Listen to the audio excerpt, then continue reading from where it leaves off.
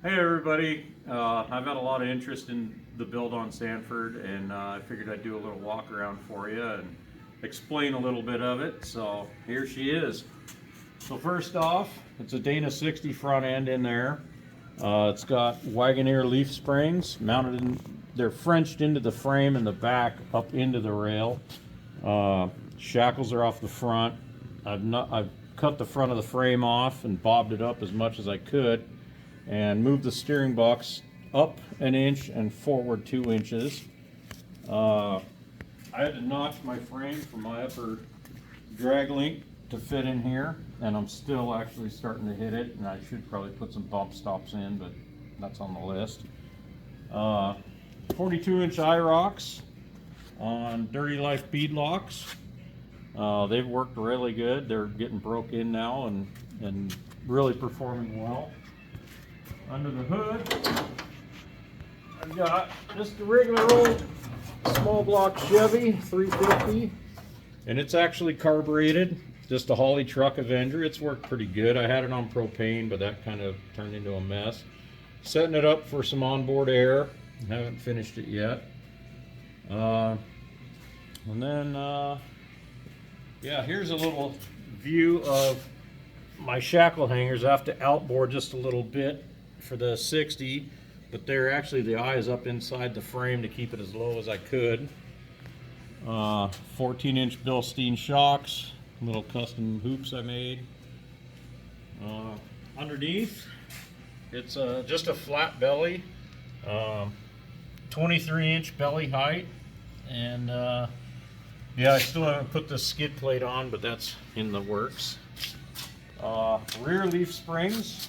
These are Ford Explorer rear leafs mounted in the factory hangers, and the shackles are mounted off the top of the rear bumper also, and they're starting to sink a little bit, but that's still working all right. Same thing, 14-inch Bilstein shocks in the back, and they're coming through the tub and hooked into my roll cage, and yeah, I use all of them. So it's a Dana 70 rear axle in it.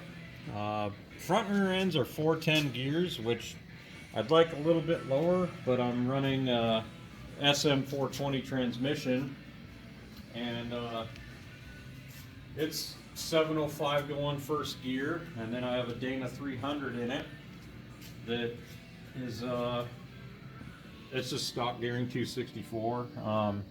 So yeah, it gives me a pretty decent crawl.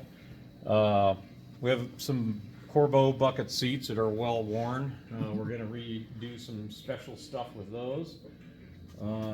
Fuel cells in the back, toolbox, spare drive lines, 5-point harnesses. Yeah, I skinned the roof on it. That helps out a lot.